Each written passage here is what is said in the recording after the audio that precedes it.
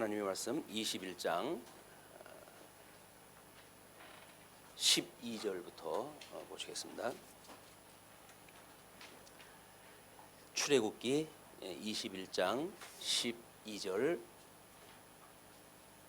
사람을 쳐 죽인 자는 반드시 죽일 것이나 만일 사람이 고의적으로 한 것이 아니라나 하나님이 사람을 그의 손에 넘긴 것이면 내가 그를 위하여 한 곳을 정하리니 그 사람이 그리로 도망할 것이며 사람이 그의 이웃을 고의로 죽였으면 너희는 그를 내 제단에서라도 잡아내려 죽일지니라. 우리 그 개론책에는 21장 17절까지 소개가 되어져 있기 때문에 일단 거기까지 보시죠. 자기의 아버지나 어머니를 치는 자는 반드시 죽일지니라.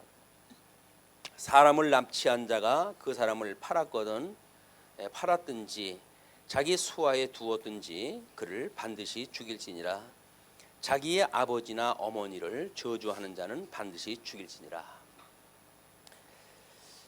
우리 21장 12절로 27절까지가 가족과 이웃에 대한 율례입니다. 먼저 우리 십계명에 대해서 우리 이 십계명은 율법의 구성 조건인데 한 가지라고 이렇게 이야기를 했어요. 율법은 계명과 그다음에 율례와 규례와 법도로 구성되어져 있다.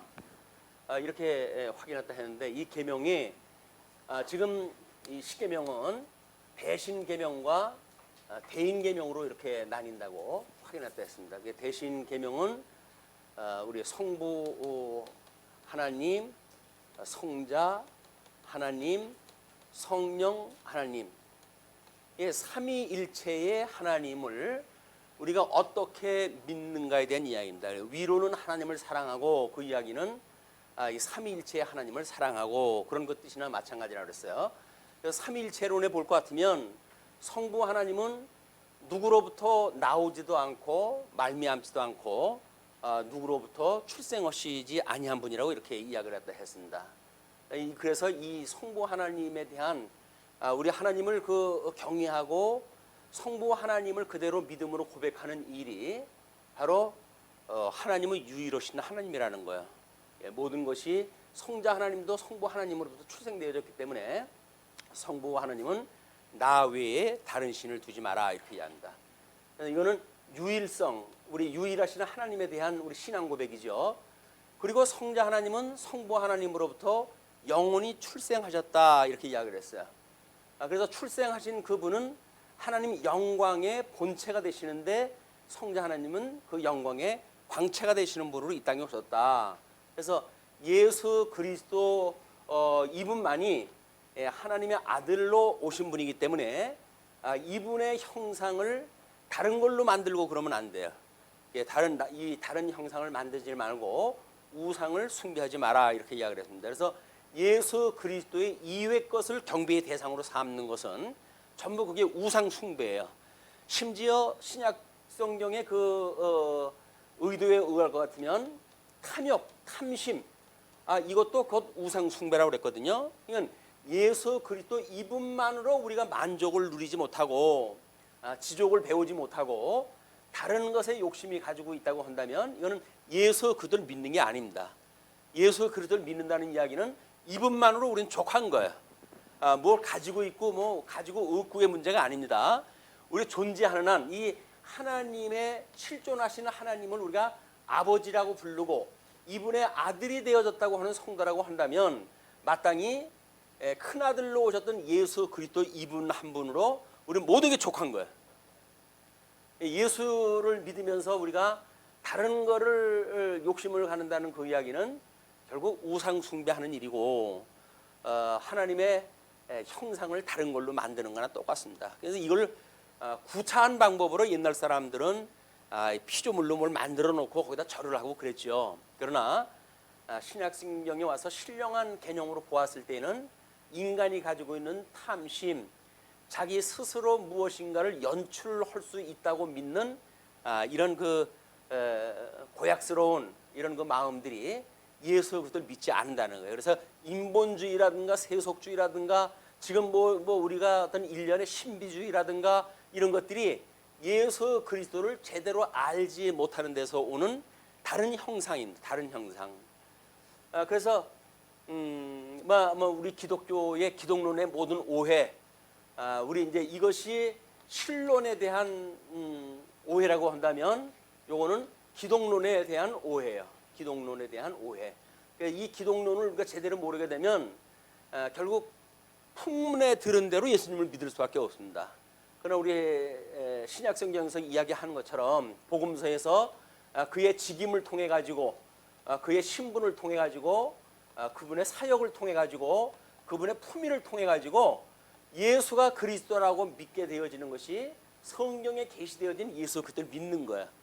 이런 어떤 예수 그리스도의 공시적인 입장을 모르고 나름대로 뭐 우리가 이제 강탄, 그다음에 고난, 죽으심, 부활, 요거는 우리가 사도신경을 통해 가지고 늘 신앙 고백을 다 하는 거거든요. 요거는 신앙 고백이라고 하는 이것이 성경의 내용을 통시적으로 봤던 내용들이에요. 그렇죠? 역사서에서 본 대로 통시적으로 이걸 이해를 갖다 한 거다. 그래서 이 통시적인 거라고 하는 거는 나름대로 어떤 가시적인 거예요. 가시적인 것.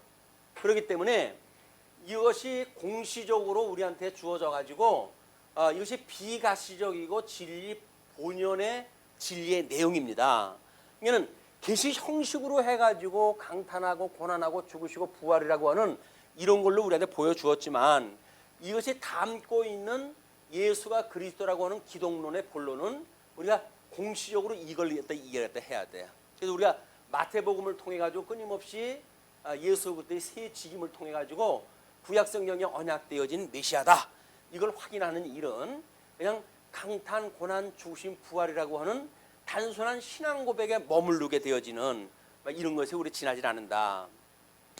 물론 우리 이제 통시적으로 우리 신앙 고백에 이런 이 내용은 자유주의가 등장을 하고 그 자유주의를 방어하기 위한 모든 그 기독교가 이 내용을 우리가 동의하게 되면 우린 같은 편이라고 하자라고 하는 근본주의를 갖다 만들게 되어진 원인이에요. 근본주의. 그래서 이 근본주의는 우리 초대교회 때 어거스틴이라고 하는 그 신학자와 펠라기우스라고 하는 신학자 간의 논쟁이 있었다고 그랬잖아요. 그 어거스틴은 펠라기우스의 어떤 그 인본주의적인 그런 거를 이단으로 정죄할 만큼 강력한 이 신학적인 논쟁거리였어요.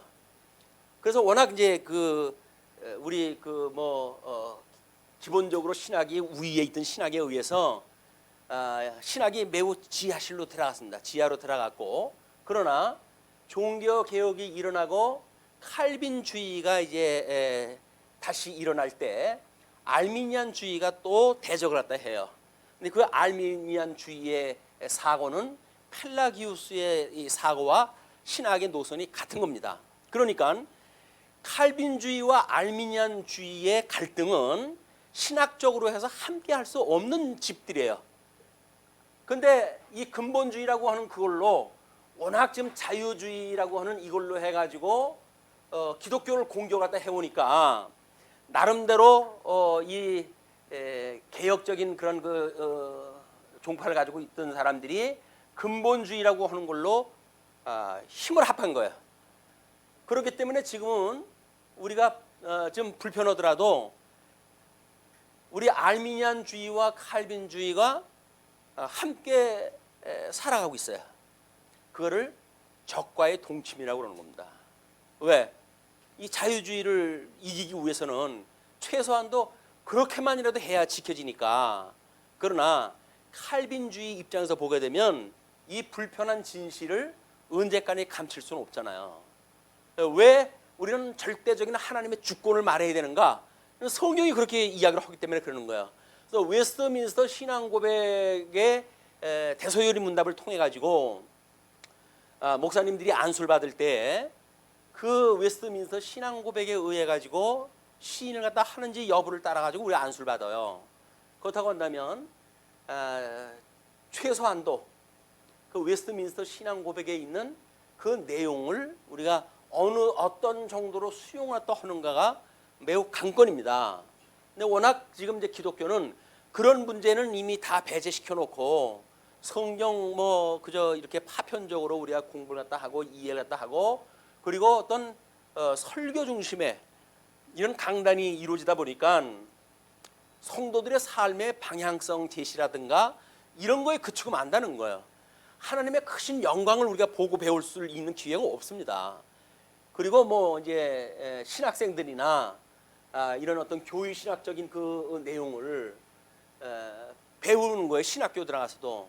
근데 신학교 들어가서도 이걸 다 못 배워요. 워낙 방대한 분량이기 때문에 그저 뭐 수박 겉 하듯이 이걸 몇 개 배우고 그러고 나오기 때문에 이 교회 신학적인 바탕이 없는 거예요. 지금 이건 매우 이게 안타까운 겁니다. 그래서 우리가 수요일 날 지금 신론이 이제 거의 다 마무리가 되어져 가죠. 이제 그 인재론에 대한 것이 곧 들어갈 텐데 이런 교회 신학적인 바탕이 없다고 한다면 이렇게 성경을 읽으면서 내용을 파악하는 걸로 우리가 어떤 성경의 내용을 이해하는 것은 한계가 있습니다. 그래서 교회 신학적인 이런 그 주제를 우리가 공부하는 것도 너무나 지금 어떤 형식 위주로의 이런 그 설교 위주로의 강단 때문에 어떻게 성경을 통해서 하나님의 영광을 계시한 그 성경이 그 성경을 보고 영광을 계시한 성경이기 때문에 하나님의 영광을 드러내는 이런 강론 중심의 강단이 돼야 되는데 강론 중심의 강단이 아니라 설교 중심의 강단이 된단 말이에요. 뭐 이렇게 살고 저렇게 살고 하는 거기 때문에 그거는 아주 하위 개념이에요. 기독교에서 가장 하위 개념이에요. 그리고 우리 입장에서 보게 되면 그런 그 일들은 우리 실천 신학적으로 열매로 맺어지는 것이지 우리가 그런 거를 명제 삼아 가지고 당위로 여겨 가지고 그래 살아가게 되어지는 게 아니다. 왜? 우리한테는 그렇게 살겠다고 하는 의지가 없어요. 우리 뭐 오전에 그 시편 읽은 내용도 그거 아닙니까? 우리가 먼지인데 먼지가 무슨 힘이 있어가지고 이러리라 저러리라 합니까? 이건 스스로가 먼지가 아니라는 거예요. 이 흙으로 만들어진 걸 부정하는 거예요. 뭔가 뭐 마치 뭐나 할 수 있는 것처럼 자고 하는데 이건 하나님 앞에서 아주 고약스러운 일입니다. 그게 하나님과 같이 되려고 했던 아담의 원죄에서 나온 어쩔 수 없는 그 DNA예요. 죄악 권세 속에서 우리 살아가면서 끊임없이 하나님하고 동등되게 여김을 받으려고 하는 하나님 자리에 스스로 올라가고 싶은 이런 인간의 죄악성이다.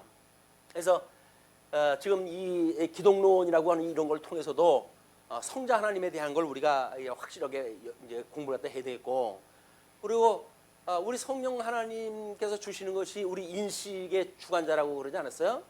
그러면 성령 하나님께서 우리들한테 성경을 통해 가지고 삼위일체 하나님에 대하여 인식하게 하시는 일이 무엇일까요? 이것이 하나님의 이름을 망령되이 일컫지 않는 거예요. 이 하나님의 이름은 성소에 두었던 이름입니다. 그래서 성전의 지성소의 그 법궤 아래에 돌판으로 해가지고 십계명의 돌판을 두었지만 그것이 나의 이름을 둔 곳이라고 이렇게 이야기를 하지 않습니까? 그건 하나님을 망령되이 여긴다는 이야기는 성령 하나님의 이 인식이 왜곡되어졌다는 거예요. 우리는 하나님의 이 성호를 찬양하는 것이 우리 본분입니다. 그냥 인생의 제일 된 근본된 목적이 무엇이뇨? 하나님을 영화롭게 하고 이분 한 분만으로 해가지고 영원히 즐겁게 하는 것이, 즐거워하는 것이 인생의 본분이라니까요. 우리 이 세상에서 뭘 해야 된다고 생각이 드니까 예수 믿는 거는 뒷전이고 엉뚱한데 우리가 세상을 살아가는 거야. 세상에 돈 버는 게 목적이 아니잖아요.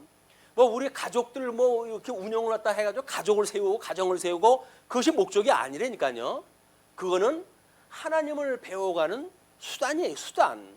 근데 수단이 목적화되어지니까 이미 가치 세계가 흐트러져 버린 거야. 수단이 목적화되어지게 되면 정치고 뭐고 큰일 납니다. 이게 뭐 우리 자본주의도 마찬가지죠. 자본주의라고 하는 어떤 그런 방법적 원리가 그것이 목적화되어지니까 그냥 약육강식의 그런 그 아주 무차별된 짐승 권세의 모습이 드러나는 거예요. 이것이 우리가 성령 하나님의 이런 걸 왜곡되어진 성경에 계시되어져 있는 성령 하나님을 몰랐을 때 성령 하나님이 끊임없이 우리 이 삼위일체 그 하나님 그 이름을 망령되이 일컫지 말라고 했던 이 계명을 어기게 되어지는 거란 말이에요. 그러면 삼위일체 하나님으로부터 우리가 양대 언약을 받았지 않았어요? 그 양대 언약을 받았던 우리들이 불순종으로 해가지고 타락되어졌잖아요. 이 타락되어졌다는 건 양대 언약을 상실했다는 이야기입니다. 상실을 했으니 우리한테 안식으로 주어졌던 그 에덴을 우리가 잃어버린 거 아니에요. 뭐 어떤 그 영화의 제목은 잃어버린 에덴을 찾아서 뭐 하는 걸로 해가지고 그러니까 인간 뭐 승리의 노래를 갖다 부르는 이런 우스꽝스러운 얘기도 있지만은 이 에덴을 상실했다는 그 이야기는 곧 안식을 상실했다는 이야기예요. 네 번째 계명이 뭡니까? 결국은 안식일을 거룩히 여기라 그 이야기예요. 너희들이 아담의 불순종으로 인해 가지고 안식을 상실한 것들이야. 너희들은 그러니까 이 안식일을 거룩하게 해야 돼.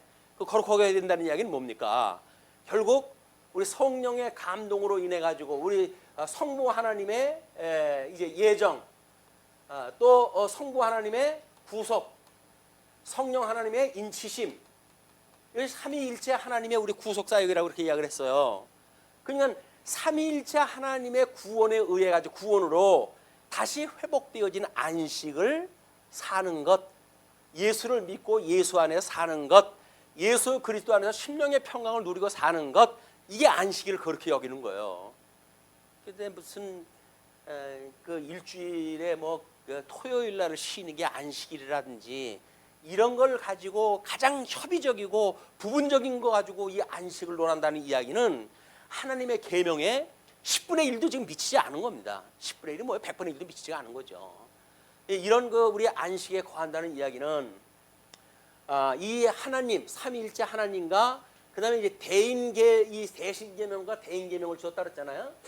이 대인계명 위로는 하나님을 사랑하고 이것은 이웃을 내 몸같이 사랑하는 이웃사랑이에요. 그 이웃사랑이라는 게 대인계명이니까 예수 그리스도로 말미암아 구속을 받고 하나님의 안식에 함께 거하는 자들, 하나님의 몸된 교회의 성도가 되어진 사람들, 하나님의 나라의 같은 백성이 되어진 사람들, 하나님 아버지를 한 아버지라고 모시는 모든 아들들의 이야기가 안식이라고 하는 이 관계 속에서 나타나는 이웃사랑이란 말이에요. 이 안식을 누려야 이웃사랑을 갖다 하죠. 안식도 못 누리는 사람이 뭐 이웃사랑을 갖다 합니까? 기껏해야 옆 사람 손잡고 인사하는 건 그건 사랑의 그건 종류에도 못 끼는 거예요. 이 이웃사랑이라고 하는 것이 결국은 우리 지난 시간서부터 공부한 게 뭡니까? 이제 그 이웃사랑에 제일 먼저가 이것이 부모에게 효도하라는 거 알겠어요? 이 부모에게 효도하는 게 뭐예요? 이것이 어떤 통치적인 그런 그 나라의 3대 요소 중에 통치 영역에 대한 하나님을 사랑하는 이웃을 사랑하는 방법이라고 그랬어요. 어떻게 우리가 통치하고 살아갈 것인가?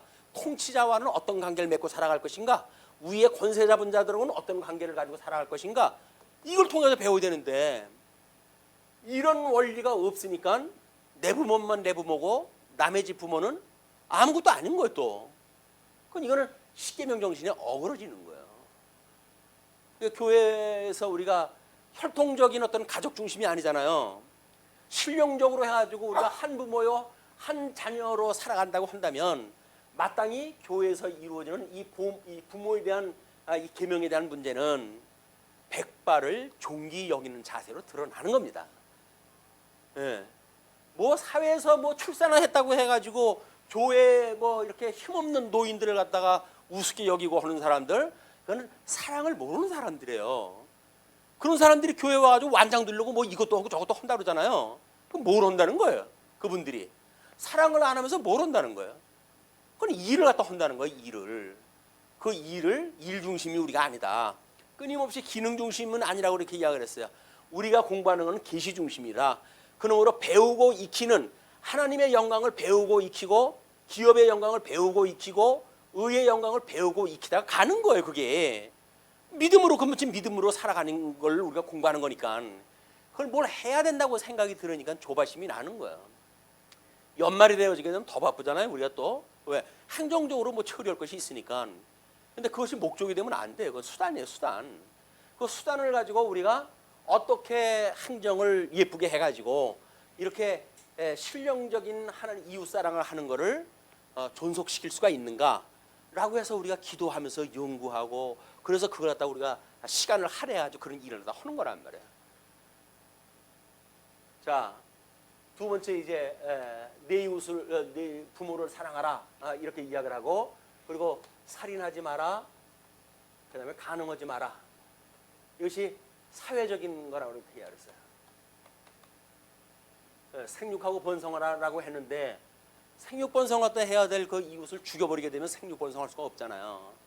그러면 생육번성을 갖다 하라고 그러는 것이 세계명으로 우리가 이해되어졌을 적에는 진리 인식의 주관자가 되시는 성령의 감동을 받고 생명을 주는 일이 무엇인가를 우리가 깨닫는 거 아니에요. 예수 그리스도 증거하는 일 아니에요. 그럼 예수 그리스도를 증거하는 증인으로 삶을 살지 않는다고 한다면 우리는 다른 사람을 사랑하지 않는 거예요.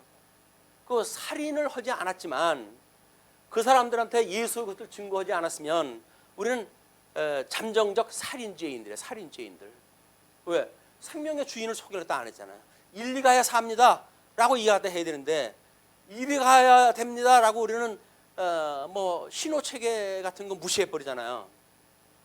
이쪽으로 가야 삽니다. 여기가 생명의 길입니다. 진리의 길입니다 라고 증인을 갖다 이 증거를 갖다 하는 증인의 삶인데 그걸 포기한다고 한다면 결국 우리는 살인하고 사는 거예요. 다른 사람들 뻔히 일리 가야 사는 길인데 저 죽음의 길로 가요. 가거나 말거나 네 복대로 되겠지. 하나님의 작정해 놓은 대로 되겠지. 라고 해서 복음을 증거하지 않는다고 한다면 그 책임은 전부 우리들한테 돌아오게 돼요. 직무유기입니다. 증인으로서 직무유기. 무섭죠? 우리가 뭐 십계명이 우리하고 상관없다고 했을 적에는 아무것도 아닌 것 같지만 정말 예수 그리스도의 증인의 삶을 산다고 한다면 그 증인의 삶이 얼마나 이것이 대단한 것인가. 그런데 예수 그리스도를 증거하는 증인의 삶을 사는 성도들이 교회 안에서 악다구리를 갖다 하면서 뭐 서로 저놈 죽여라 하고 싸운다고 한다면 그거는 아주 보통살인죄가 아니에요. 그거는 누가 누굴 죽여요? 감히 하나님의 생명을 가지고 있는 사람을 누가 죽여요? 누가 누구를 내쫓아요? 이걸 모르니까 이런 일들이 벌어지는 거예요. 이게. 그리고 뭐 주의 이름으로 사랑이라고 하는 이름으로 이걸 이야기를 하는데 망발입니다. 망발. 있을 수가 없는 일이에요. 그렇기 때문에 지금 살인하지 마라, 간음하지 마라, 생육 번성해야 되는 이런 그 문제를 왜곡시키는 일이 이 두 가지 요소예요. 이것이 생육 번성이라고 하는 사회적 요소에 대한 이런 계명이라고 우리가 확인했다 했어요. 그렇기 때문에 지금 12절에 사람을 쳐 죽인 자는 반드시 죽일 것이나 사람을 쳐 죽였으면 그건 반드시 죽여야 돼요.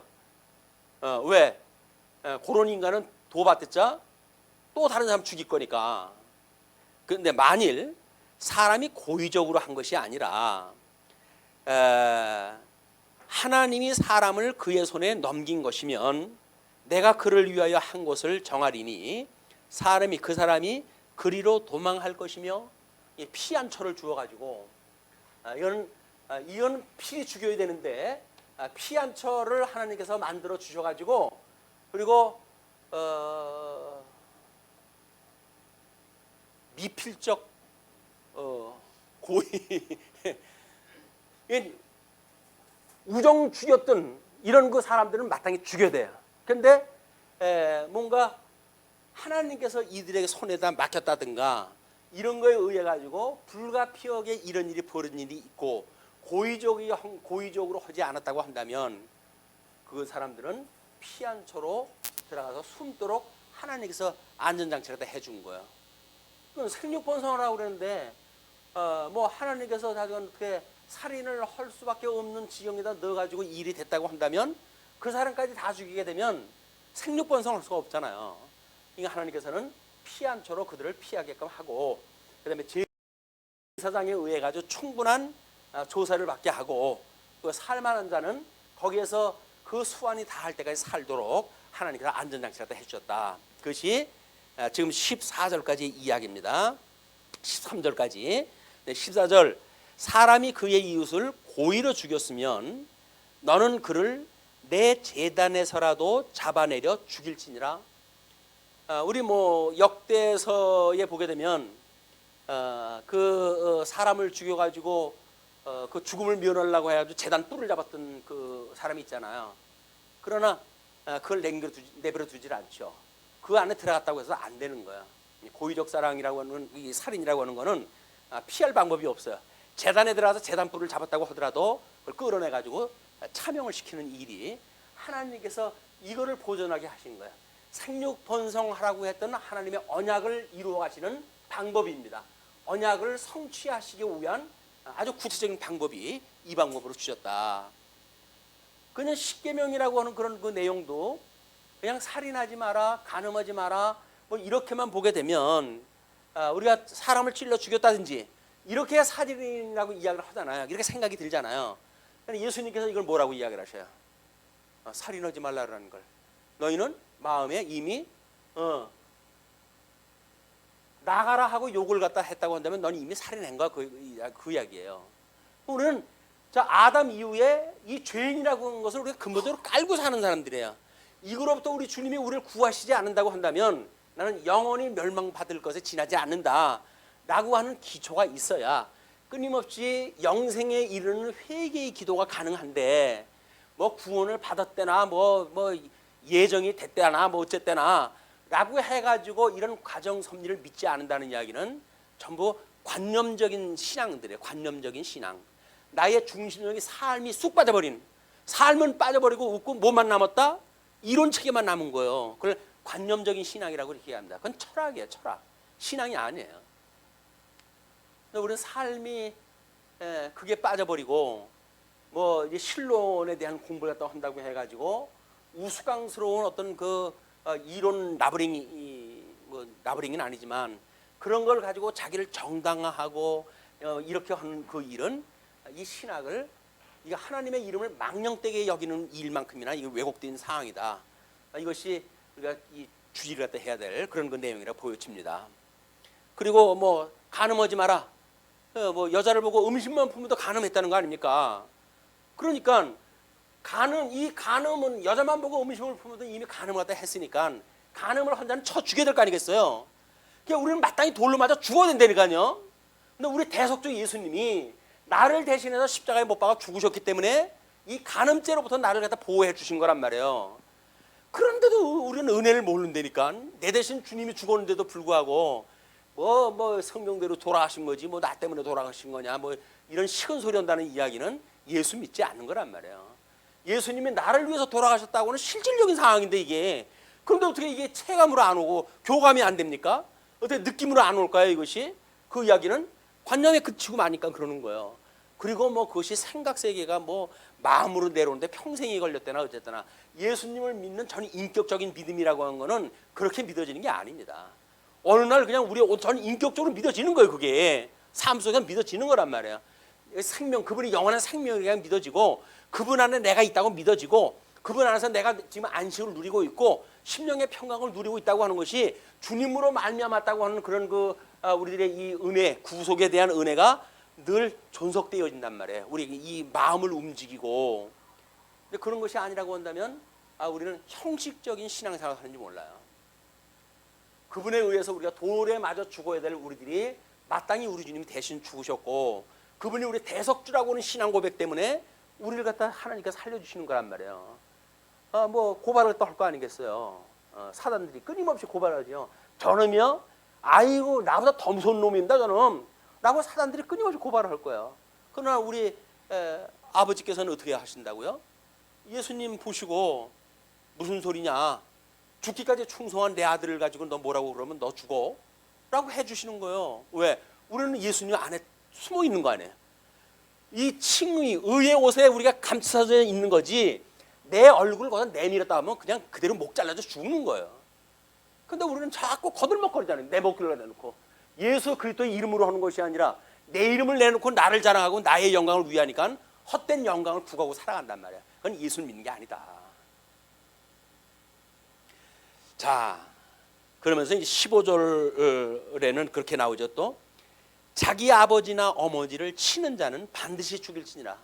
이건 뭐 효도에 대한 문제이기도 하지만 때린다는 이야기는 뭐야?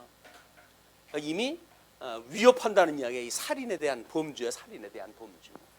이 연세가 들게 되면 아까 쉬는 시간에 아들을 갖다 딱 잡았더니 벌써 지 아버지를 어거는 힘이 세가지고 이게 힘으로 안 되겠구나 그런 걸 느꼈다고 위기의식을 이야기하시던데 벌써 나이가 그 정도 되면 이제 힘으로 억제하는 게 아닙니다. 그 정도가 되고 말귀를 알아들을 정도가 되면 그 다음에는 말씀으로 해가지고 사랑으로 교화가 돼야지. 아니 머리가 커져가는데 그냥 여전히 뭐 힘으로 해가지고 압력을 가하고 그게 통치가 가능하다고 한다면 그건 사랑의 관계가 아닌 거야. 여전히 짐승세계에서 있는 그런 그 일이다. 그리고 사람을 납치한 자가 그 사람을 팔았든지 자기 수하에 두었든지 그는 반드시 죽일지니라. 이 유괴범 납치한 자 이건 죽여야 되는 사람들이에요. 죽여야 되는 사람들. 우리 그놈 목소리 뭐 이런 그 영화를 보게 되면 그 치안들이 사람 이 생명 하나 죽이는 것이 얼마나 쉽게 생각하는지 몰라요. 그는 생명의 근원이 되시는 하나님을 없이 여기는 데서 나오는 사항들이다. 우리가 이런 그 하나님의 삼위일체 하나님을 믿는다고 한다면 이웃사랑이라고는 사랑의 관계가 유지되어지는데 그는 철저하게 생명으로 인도하는 길로 우리가 모든 걸 하는 거예요. 그래서 이게 모든 게 상합되어지는 겁니다. 상합. 모든 그런 그 일들이 뭐 큰 자나 작은 자가 어울려 가지고 상합되어지고 있는 자나 없는 자가 모여 가지고 상합되어지고 강한 자나 약한 자가 모여 가지고 상합되어지는 거예요. 근데 세상에는 강한 자가 약한 자 찍어 누르고 많은 자가 적은 자 없이 여기고 또 아까 무슨 예를 들었어요. 참 그렇게 되어지는 것이 세상 논리란 말이에요. 그러나 이 어떤 연보의 원리, 우리 통치 이쪽에서는 이걸 공직치의 원리라고 그러지 않았어요. 그리고 이 살인 문제에 대해서는 이게 사적성의 원리입니다. 이 사적성의 원리, 이 대단한 그 논리를 겨우 무슨 정치적인 어떤 용어로 해가지고 사적성의 정신을 가지고 필시 이 어려움을 난관을 극복을 갖다 하겠습니다. 이렇게 말을 갖다 하는 거는 사적성의 원리가 뭔지 모르는 거예요. 성경 구절을 가지고 어떤 정치적 종교 뭐 자기네들 그런 걸로 방편을 갖다 삼다는 이야기는 하나님의 이름을 만으로 여기는 거예요. 만으로 여기는 거예요. 하나님의 영광 원리라고 해가지고 계시되어진 용어를 가지고 지 정치적인 목적에다가 쓰고 요즘 뭐 정치가들이 시인의 글을 갖다 대신해 가지고 SNS에다 올리는 뭐 이런 사태들이 뭐 만연해지고 있더라고요. 그러니까 그게 옛날에 뭐 하여가 부르고 뭐 이랬던 그 시대를 갖다 다시 돌아가는 거 아니냐 뭐 이렇게 묻는 얘기들도 있고 그렇던데 시인의 그 정말 그 시의 한 구절을 그가 끄집어내기 위해서는 자기 내면 세계의 혹독한 이 환란을 통해 가지고 엮어내는 그 시구들 아닙니까? 그걸 겨우 정치적인 목적을 위해 가지고 써버리게 되면 죽었던 시인이 까무러치죠. 참 어떻게 인간들이 그 깊은 내면의 세계의 그 이야기를 그 아픔이 연결어 가지고 만들어진 그런 그 이야기를 겨우 지네들 정치 수단으로 써먹냐 싶은 생각이 들 거예요. 참 허망스럽다.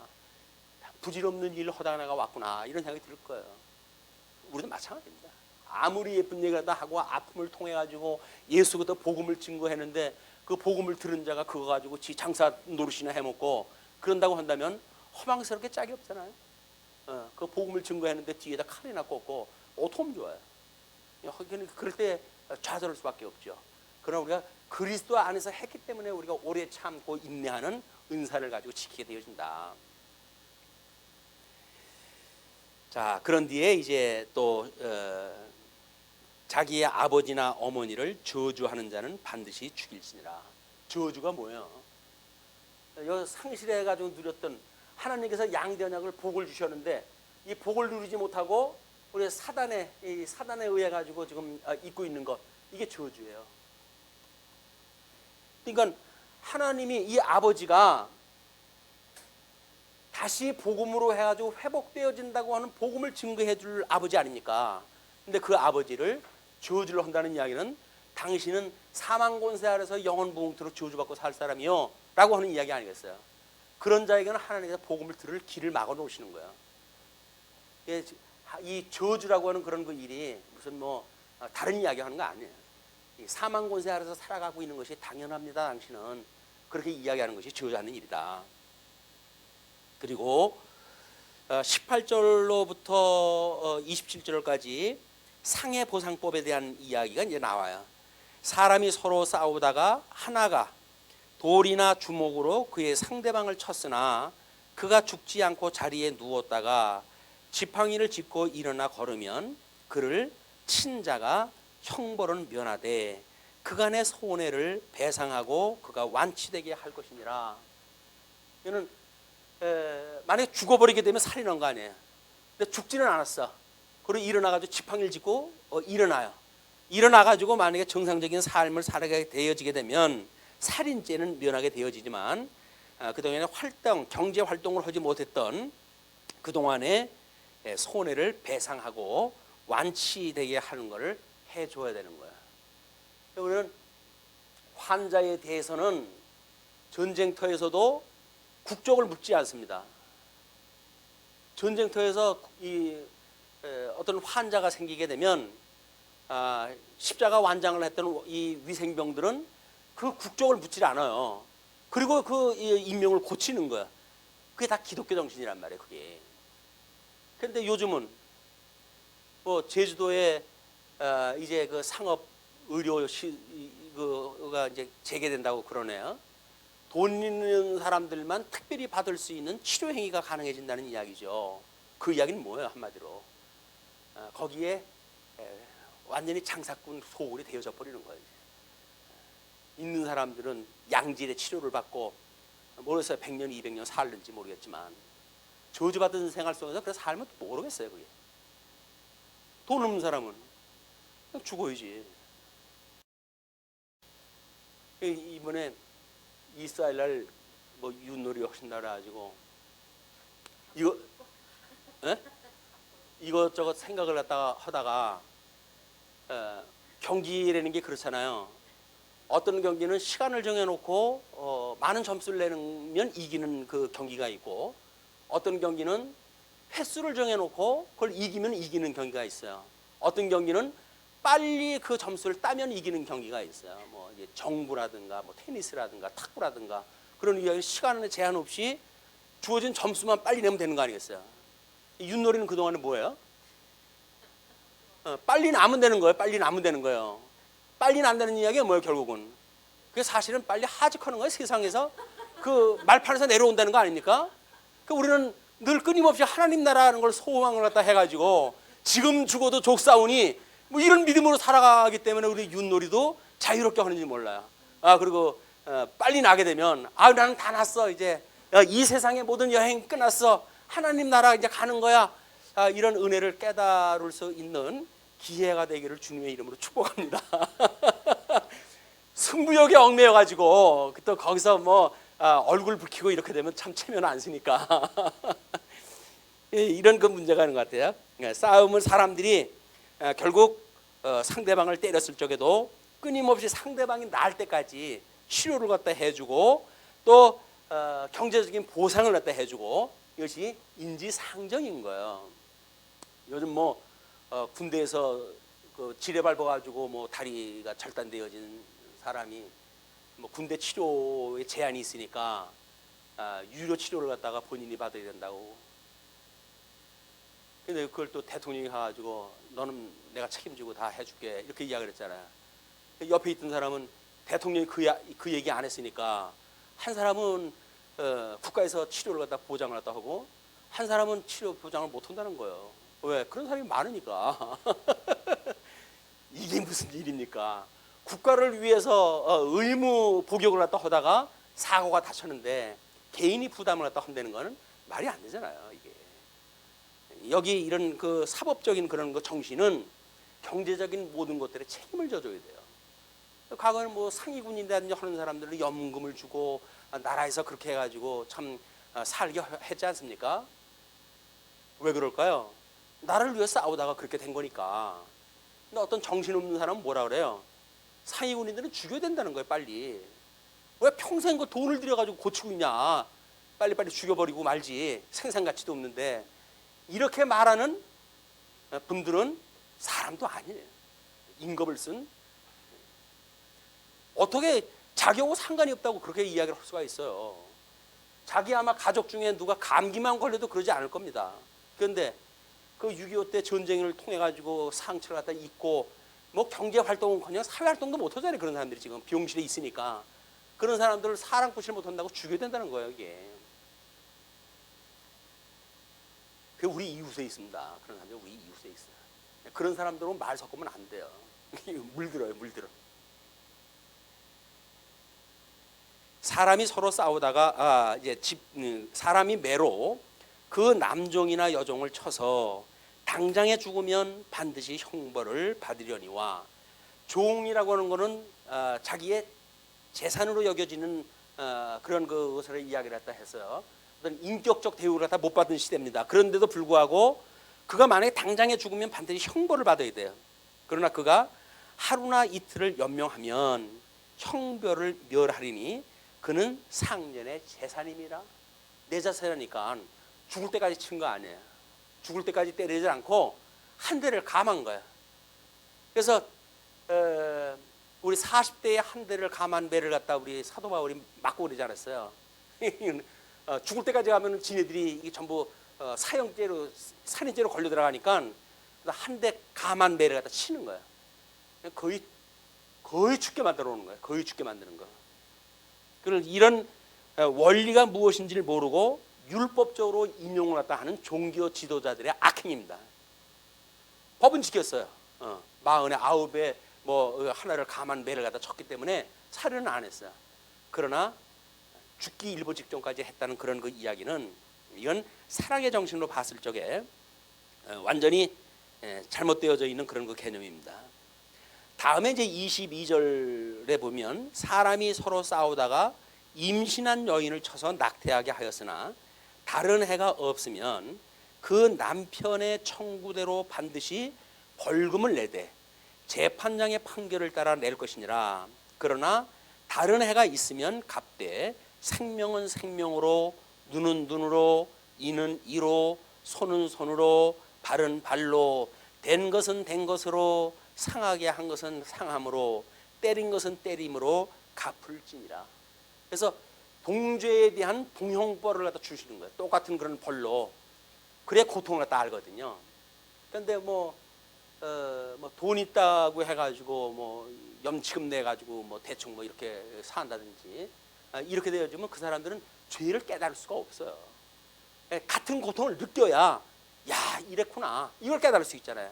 우리 마찬가지입니다. 예수 그리스도가 우리를 위해서 대신 돌아가셨어요. 그럼 우리를 위해서 돌아가셨다고 하는 그것이 성도의 신앙생활을 통해서 끊임없이 너는 환난을 당할지라 나의 남은 고난을 채워라 라고 했던 것이 감지되어지고 감동되어질 때 이것이 함께 감동이 되어지니까 아 주님이 이렇게 돌아가셨어 라고 하는 그런 거 공감을 갖다 일으킬 수가 있잖아요. 근데 예수님이 다 뭐 맡았는데 뭐 나는 안 해도 돼 라고 하는 거는 공감대가 맞지 않는 거예요. 공감대가 없는 거예요. 근데 어떻게 예수님하고 우리가 한 지체라고 그러면서 공감대가 없는 관계가 유지될까요? 아닌 거예요. 그 관계는 그냥 객관적인 관계, 객관적인 관계. 성경을 통해서 우리가 공부했던 어떤 객관적인 진리의 세계다. 그러나 성령 하나님에 의해서 인침을 받고 예수님과 우리가 연합이 되어졌다고 한다면 한 몸이 되어졌다고 한다면 우리는 한 몸이기 때문에 감동 안 할 수가 없어요. 같이 감동이 되어지는 거야. 그런데 그 예수 그리스도의 죽으심에 대한 뭐 안타까움도 없고 뭐 성경 이루려고 돌아가셨지 뭐 내가 언제 나 위해서 죽어달라고 그랬냐 뭐 이런 소리나 하고 그러면 그런 사람이 나 왜 예수 믿는다고 그런지 모르겠어요. 그런 사람은 제발 그냥 예수님을 안 믿었으면 좋겠어요.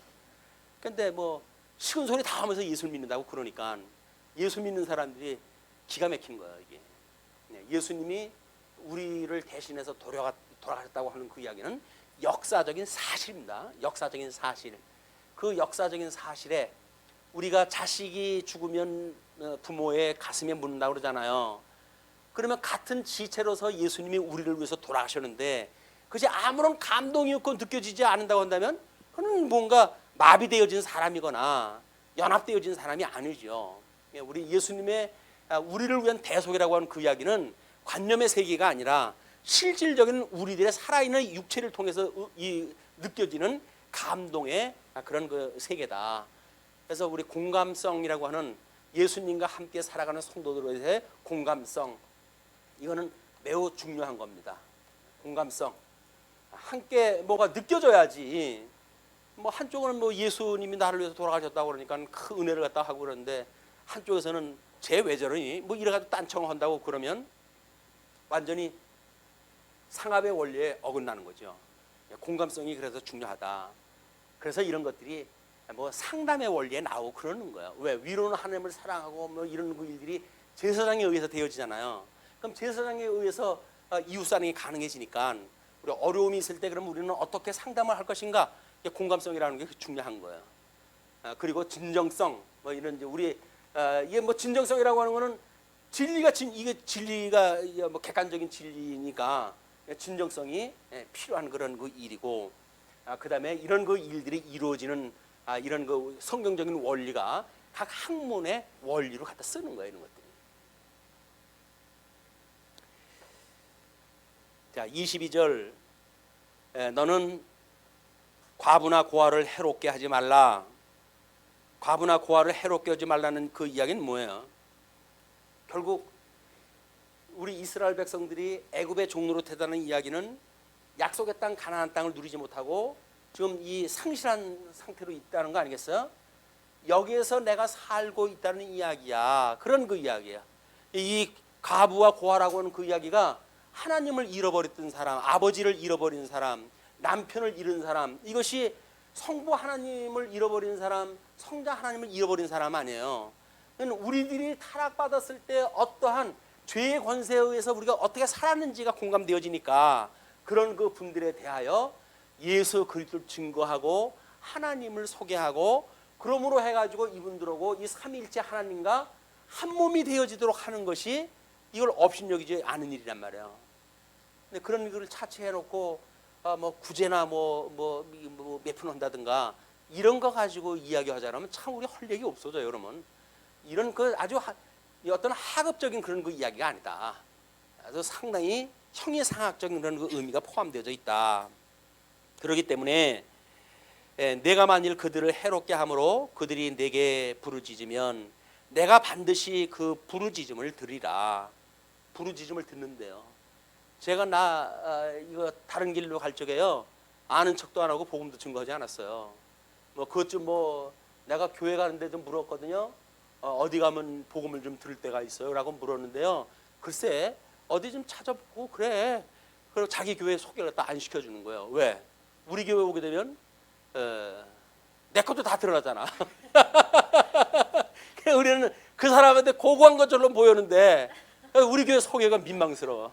다른 교회나 가라 제발. 우리 교회 오면 교인 숫자도 적고 뭐 교회당도 조그맣고 재 얻어가지고 이제 체면 안 쓰니까 좋고 큰 교회 많잖아. 왜 우리 교회로 오려고 그래? 뭐 그런 그 분위기 없지만 이제 예를 갖다 드는 건데. 근데 나의 노가 맹렬함으로 내가 칼로 너희를 죽이리니 너희의 아내는 과부가 되고 너희 자녀는 고아가 되리라. 공감을 안 하니까 하나님께서 어떻게 하신다고요? 공감할 수 있는 조건을 만들어 주시겠다요. 예? 그래? 너 그래 잘났어? 알았어. 그럼 네 남편 뺏어볼게. 그래? 니네 부모 뺏어볼게. 고아 만드는 거야. 과부 만드는 거야.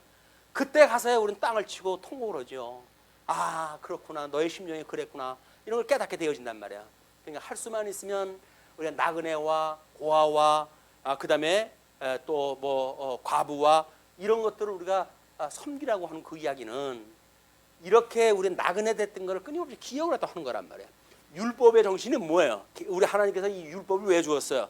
가나안 땅에 들어가면 너희들이 죄인이라고 하는 거 깨달으라는 이야기 아닙니까?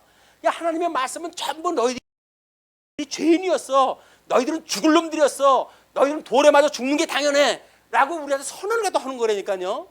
근데 우리 둘째 아담 대신 예수님이 우리를 대신해서 십자가에 못 박아 죽으셨어요. 그러므로 나의 모든 죄를 용서해 주셨답니다. 라고는 신앙 고백을 가지고 살아가는 우리 성도의 삶이란 말이에요. 그런데 1만 달란트 탕감을 받아놓고 100대나리온 빚졌다고 해서 감옥 속에다 집어넣어? 이런 안 되는 거예요. 이게 복음의 원리 안 맞는 거예요. 어떻게 1만 달란트 탕감을 받은 사람이 100대나리온 빚진 자에게 그거 안 갚으면 넌 국물도 없어 해가지고 이 감옥에다 집어넣을 수가 있습니까?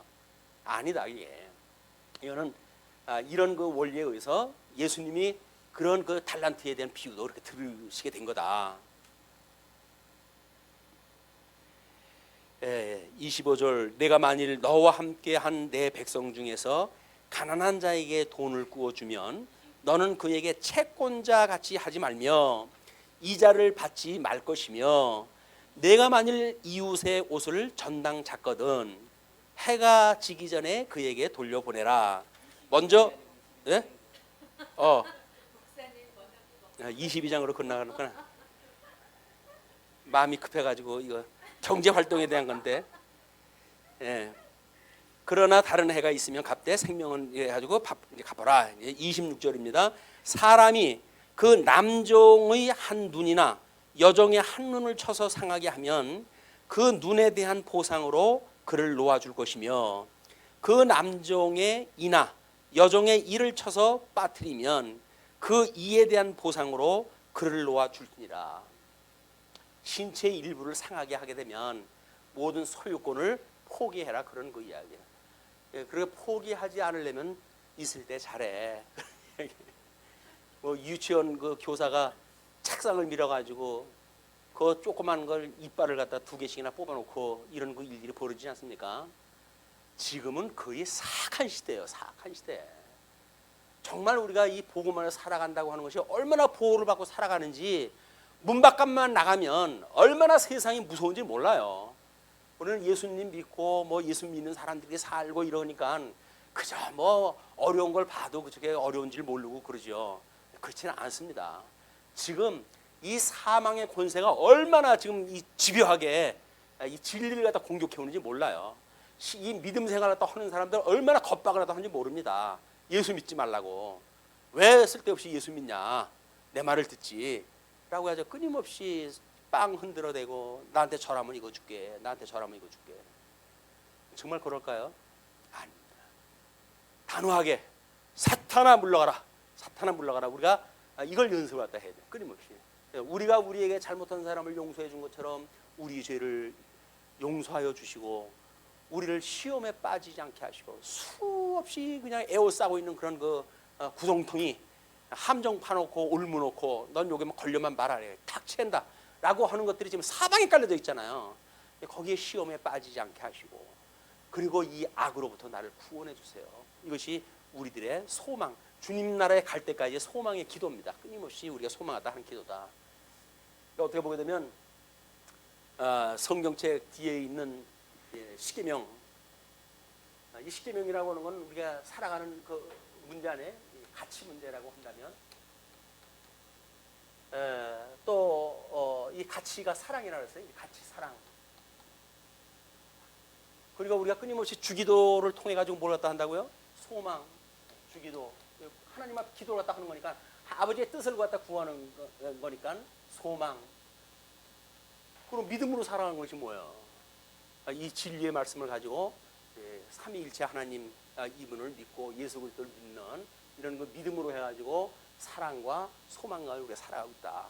그러니까 끊임없이 이 세상에서 우리가 살아갈 일은 사랑하면서 살아갈 일이에요. 사랑하면서. 이것이 우리들의 가치입니다. 가치. 성도가 무슨 가치를 가지고 살아갈 것인가? 성도가 주님의 몸된 교회의 이론인데 사랑하면서 살아가는 일이에요. 사랑하면서. 미워하지 마시고 사랑하면서 살아간다. 주기도 끊임없이 소망하다 하고 사도신경 우리 이건 믿음 아니에요. 이게 사도신경이니까 우리 믿음으로 해가지고 고백했다 하는 거예요. 그래서 믿음의 선배들이 왜 찬송가나 성경 뒤에다가 사도신경, 십계명 그리고 주기도를 다 써놨는가? 이걸 필요 없는 거 써놓은 곳이 아니에요. 그리고 이거를 없애버리는 게 능사가 아니라고요. 의미를 갖다 모르니까 그렇지. 이게 전부 우리한테 필요한 거예요. 믿음, 소망, 사랑에 대한 아주 중요한 그런 그 주제들 아닙니까? 그냥 찬송가를 읽으실 때도 그 표지부터 먼저 한번 보시고 세 가지 거 확인했다 하시고 이렇게 해서 이거에 대한 좀 더 성경 신학적인 어떤 그 재인식을 하는 이런 기회가 됐으면 좋겠다 생각이 듭니다. 기도하시죠.